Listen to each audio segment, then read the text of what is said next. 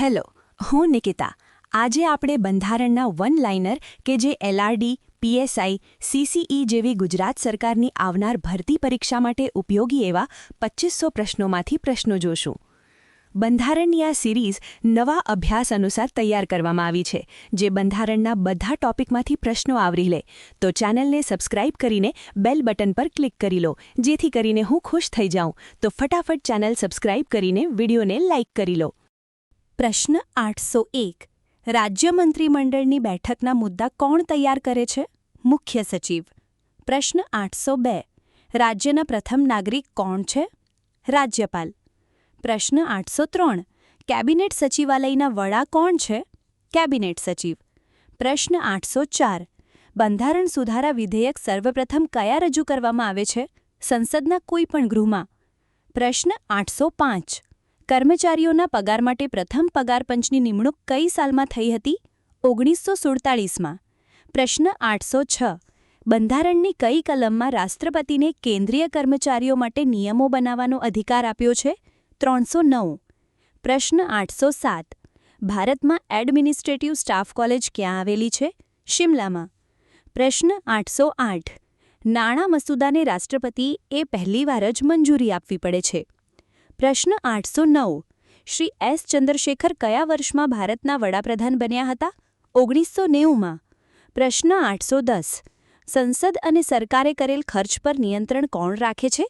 કોમ્પ્ટ્રોલર અને auditor general of India. પ્રશ્ન 811. કર્મચારીઓના વેતનમાં કાપ કે ઘટાડો કરવાની સત્તા કોને છે? રાષ્ટ્રપતિને. પ્રશ્ન 812. તાલુકા વહીવટી વડાને શું કહેવામાં આવે છે? મામલતદાર. પ્રશ્ન 813. ગ્રામ પંચાયતના વહીવટી વડાને શું કહેવાય? તલાટીકમ મંત્રી.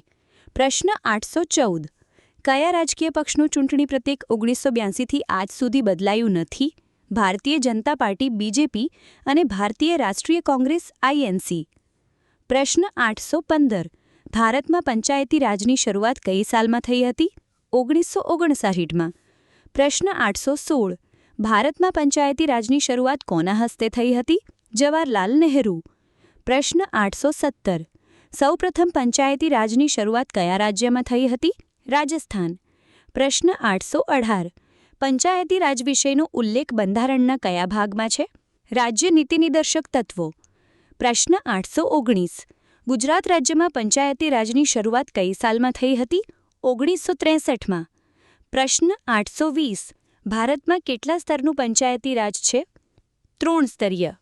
પ્રશ્ન 821. પંચાયતી રાજનો મુખ્ય હેતુ નીચેનો કયો છે? રાજ્ય. પ્રશ્ન 822. ગ્રામ સ્તરે પંચાયતી રાજની સંસ્થા શું કહેવામાં આવે છે? ગ્રામ પંચાયત. પ્રશ્ન 823. ગુજરાતમાં કેટલા સ્તરનું પંચાયતી રાજ છે? 3 સ્તરીય. પ્રશ્ન 824. સંયુક્ત રાષ્ટ્ર સંધા શબ્દનો પહેલી જ વાર ક્યાં ઉપયોગ થયો હતો? એટલેન્ટિક કરારના ખતપત્રની જાહેરાતમાં. પ્રશ્ન 825. ગુજરાતમાં પંચાયત ધારો કઈ સાલથી અમલના છે? 1963થી. પ્રશ્ન 826. પંચાયતી રાજની સ્થાપના માટે કઈ સમિતિની ભલામણ મુખ્ય હતી? બળવંતરાય મહેતા સમિતિ. પ્રશ્ન 827. ગુજરાતમાં પંચાયત સમિતિ કોના અધ્યક્ષ સ્થાને ભરાઈ હતી? રસિકભાઈ પરીખ. પ્રશ્ન 828. કોની ભલામણોના આધારે ગુજરાત પંચાયત ધારો વધુ પ્રગતિશીલ બન્યો છે? ઝીણાભાઈ દરજી સમિતિ. પ્રશ્ન 829. ગુજરાતમાં મ્યુનિસિપલ કોર્પોરેશન કેટલા છે? 17. પ્રશ્ન 830. મ્યુનિસિપલ કોર્પોરેશનના વડાને શું કહેવામાં આવે છે? મેયર. પ્રશ્ન 831. પંચાયતી રાજનું મુખ્ય લક્ષણ કયું છે? વિકેન્દ્રીકરણ. પ્રશ્ન 832. ગ્રામ સ્વરાજ શબ્દ કોણે આપ્યો હતો? મહાત્મા ગાંધી. પ્રશ્ન 833.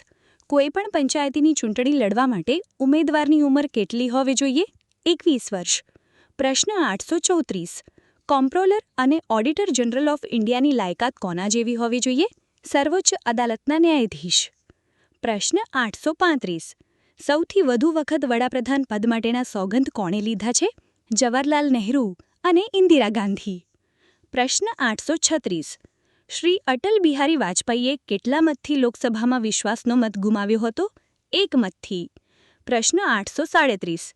ગ્રામ પંચાયતમાં ગામનો જમીન મહેસૂલ કોણ વસૂલ કરે છે? તલાટીકમ મંત્રી. પ્રશ્ન 838. ભારત સંયુક્ત રાષ્ટ્રસંઘનું સભ્ય કઈ સાલથી છે? 1945. પ્રશ્ન 839. રાજ્યમાં પંચાયતી રાજ ક્યાં ખાતા નીચે આવે છે? પંચાયત. પ્રશ્ન 840.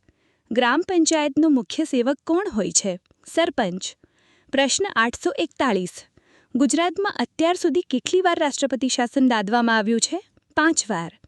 પ્રશ્ન 842. લોકસભામાં વિરોધ પક્ષના નેતાને કોના જેવી સુવિધાઓ અને માન્યતાઓ આપવામાં આવે છે? કેબિનેટ મંત્રી જેવી. પ્રશ્ન 843. તાલુકા પંચાયતની મુદ્દત કેટલા વર્ષની હોય છે? 5 વર્ષની.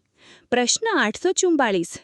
જે કેન્દ્રીય મંત્રી પોતાનું રાજીનામું ન આપે તેને હટાવવાની સત્તા કોની પાસે છે? બંધારણીય જોગવાઈઓ મુજબ વડાપ્રધાનની સલાહથી રાષ્ટ્રપતિ તે મંત્રીને બરતરફ કરી શકે છે. પ્રશ્ન 845. ગુજરાતમાં પ્રથમ વખત રાષ્ટ્રપતિ શાસન કઈ વર્ષમાં લાગુ પડ્યું? 1971માં. પ્રશ્ન 846. 1996માં ગુજરાતમાં રાષ્ટ્રપતિ શાસન કયા રાજ્યપાલ હેઠળ હતું? કૃષ્ણપાલ સિંહ. પ્રશ્ન 847. રાજ્ય આયોજન પંચના અધ્યક્ષ કોણ હોય છે? મુખ્યમંત્રી. પ્રશ્ન 848. ભારતમાં પ્રથમ શ્રમ પ્રધાનમંત્રી કોણ હતા? બાબુ જગજીવન રામ. પ્રશ્ન 849. નગર પંચાયતો અને નગરપાલિકાઓમાં મહિલાઓ માટે કેટલા ટકા અનામત રાખવામાં આવ્યું છે? 33%. પ્રશ્ન 850. જિલ્લા આયોજન સમિતિના અધ્યક્ષ કોણ હોય છે? કલેક્ટર. તમને આમાંથી કેટલા પ્રશ્નો પહેલાથી આવડતા હતા? કોમેન્ટમાં લખો.